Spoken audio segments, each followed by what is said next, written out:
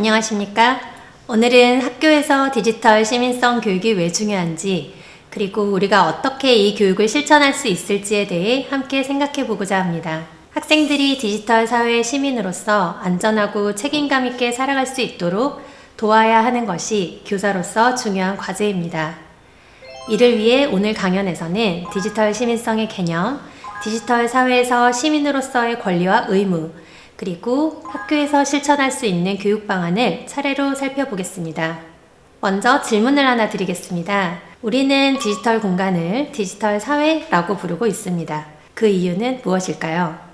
디지털 공간은 우리가 서로 상호작용하고 소통하는 사회적 공간입니다.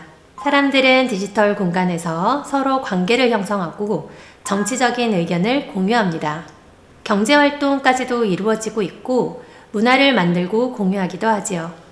물리적 사회나 다름없는 사회적 속성을 가지고 있는 것입니다. 그러므로 디지털 사회에서도 시민으로서의 역할을 하고 그에 따른 권리와 의무가 부여되어 있으며 이러한 과정이 안전하고 책임감 있게 이루어지도록 다양한 사회적 규범과 법이 마련되어 있습니다. 문제는 디지털 공간의 특성상 상호작용하는 대상들이 직접 눈에 보이지 않기 때문에 상대방을 인식하고 존중하는 것에 둔감할 수 있다는 점입니다. 여러분, 한때 유행했던 말인데요. 모니터 뒤에 사람 있어요 라는 말을 들어보셨는지요? 우리는 온라인에서 상대방을 직접 마주하지 않기에 물리적 실체가 결여된 디지털 공간에서는 다른 사람을 인식하지 못할 때가 많습니다. 이 말은 그것을 지적하고 있습니다. 또한 디지털 사회에서 우리가 사회적 시민으로 살아간다는 것을 쉽게 잊을 수 있다는 것을 생각하게 합니다. 그러므로 성장하는 학생들이 디지털 사회에서도 책임감 있는 시민으로 살아갈 수 있도록 디지털 시민성 교육이 필요한 것입니다. 디지털 시민성 교육을 위해서는 먼저 디지털 사회의 특성을 이해할 필요가 있습니다. 이 문제를 지금의 학생들의 일상을 떠올려 보며 생각해 보도록 하겠습니다. 지금 학생들은 학교 수업, 취미활동, 친구들과의 교류가 디지털 플랫폼에서 이루어지고 있습니다. 학생들은 전 세계의 친구들을 만나며 다양한 문화를 경험하고 자신의 의견을 자유롭게 표현하는 법을 배우고 있습니다. 또 관심 있는 다양한 주제에 대해서 배우며 지식의 폭을 넓혀가고 있습니다. 그러나 사이버 괴롭힘과 개인정보 유출의 위험에 노출되어 있으며 정보의 홍수 속에서 자신의 신념을 확증하는 정보만을 선택하는 확증 편향에 빠지기도 합니다. 디지털 사회는 오프라인 사회와 여러 면에서 공통점과 차이점이 있습니다.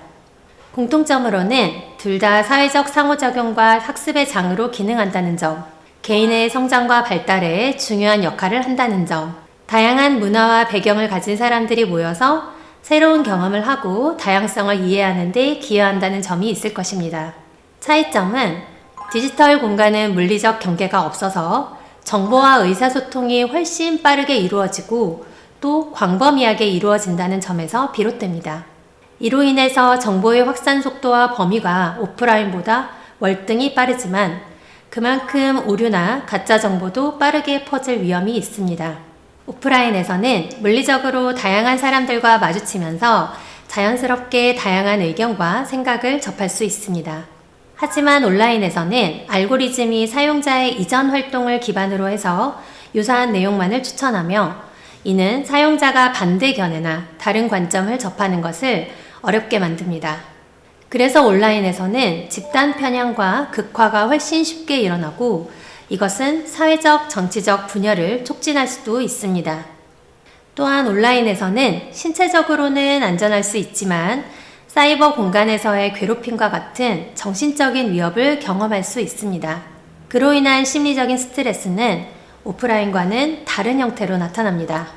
그렇다면 아이들이 디지털 사회에서 안전하게 권리를 누리며 살아가는 한편으로 시민에게 주어진 의무를 다하는 책임감 있는 시민으로 성장하기 위해서 어떤 교육이 필요할까요? 이를 위해서 디지털 시민성의 개념을 살펴보겠습니다. 최근 교육부에서는 수업에 바로 활용하는 디지털 시민교육 자료를 발간하였습니다. 여기에서는 시민성이 리터러시로서의 시민성, 참여로서의 시민성, 그리고 윤리로서의 시민성의 측면이 있다고 설명하고 있습니다. 리터러시로서의 시민성은 비판적인 리터러시로 정보에 대한 판단과 판별 등의 내용을 포함하고 있습니다. 윤리로서의 시민성은 올바른 행동 규범과 도덕적 판단을 바탕으로 행동하는 능력을 강조합니다. 참여로서의 시민성은 개인이 디지털 공간에서 적극적으로 목소리를 내면서 사회적, 정치적인 과정에 참여하는 것을 의미합니다. 이 내용들은 우리가 디지털 시민으로서 살아가기 위해 필요한 의무와 권리들을 포함하고 있습니다. 그리고 이 자료에서는 디지털 시민성 교육을 위해 총 10가지의 교육 영역을 구성하고 있습니다. 이것을 정리해 볼 때 디지털 시민성 교육에서는 크게 다음과 같은 내용들을 포함한다고 볼 수 있습니다. 먼저 리터러시 측면에서의 교육입니다. 미디어 리터러시, 디지털 리터러시 등에서 강조하는 리터러시는 현대사회에서 필수적인 역량으로 꼽힙니다. 학생들은 다양한 정보원에서 제공하는 내용들을 비판적으로 분석하고 평가할 수 있어야 합니다. 예를 들어 국어과 사회과 윤리과 등에서는 교실 안에서 실시하는 프로젝트를 통해서 학생들이 각종 뉴스 소스의 신뢰성을 평가하고 확증 편향을 인식하도록 하는 교육 내용들을 포함하고 있습니다. 이러한 내용을 가르칠 때 교사들은 학생들에게 다양한 정보를 비교하며 분석하는 방법을 교육하고 이를 통해 학생들은 정보를 선택하고 사용하는 데 있어서 필요한 기준을 세우고 데이터 편향, 그로 인한 위험을 인식하는 중요한 기초를 마련할 수 있습니다. 이러한 교육은 디지털 시민을 길러내는데 굉장히 중요한 교육적 기반이라고 하겠습니다. 온라인상에서의 안전과 안녕, 즉 웰빙을 지켜나가는 것도 디지털 시민성 교육에서 매우 중요한 부분입니다. 학생들이 자신의 디지털 정체성을 안전하고 건강하게 유지하는 방법을 아는 것으로 여기에는 온라인에서의 자신의 행동이 자아, 명성, 그리고 타인과의 관계에 미치는 영향을 이해하는 것을 포함하고 있습니다. 이를 위해서 개인정보 보호의 중요성, 건강한 소통 방법 등을 학습합니다. 예를 들면 온라인에서의 검색, 소셜미디어 활동, 앱 사용 등 다양한 활동을 통해 생성되는 디지털 발자국 관리 방법 등이 여기에 포함될 수 있을 것입니다. 사이버 폭력이나 혐오 예방 교육도 중요한 교육 요소입니다. 학생들은 자신의 정보를 어떻게 안전하게 관리하고 보호할 수 있는지에 대한 전략을 배우고 온라인에 자신의 정보를 공유할 때 어떤 일들이 있을 수 있는지 장단점을 평가할 수 있으며 디지털 세계에서의 자신의 행동이 장기적으로 어떤 결과를 초래할 수 있는지에 대해서 깊이 있게 고민하게 됩니다. 참여는 모든 시민의 기본적인 권리입니다. 디지털 시대에는 이러한 참여가 디지털 플랫폼을 통해서 더욱 강조됩니다. 디지털 시민으로서 우리는 다양한 온라인 공간에서 의미 있는 목소리를 내고 사회적이고 정치적인 의사결정 과정에 참여할 수 있는 중요한 기회를 갖습니다. 그러므로 학생들은 디지털 공간에서 사회적, 정치적 이슈에 적극적으로 참여하고 의견을 표현하는 방법을 배워야 합니다. 예를 들어서 온라인 커뮤니티에서 의미 있는 대화와 협의를 이끌어내는 방법, 공공의 이익을 위해서 캠페인을 조직하는 방법 등을 학습할 수 있습니다. 이러한 활동은 학생들이 디지털 시민의 권리와 책임에 대해서 깊이 있게 이해할 수 있도록 하고 자신의 행동이 더 큰 사회적 맥락에서 어떤 영향을 미칠 수 있는지를 실감하게 합니다.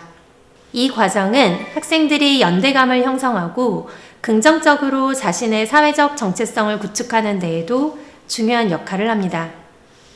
디지털 시민성 교육은 정보의 폭과 속도가 무한한 오늘날 학생들이 디지털 세계의 복잡성을 이해하고 자신과 타인의 권리를 존중하며 여러 디지털 도구를 사용해서 자신의 목소리를 세계에 전할 수 있도록 도와줍니다.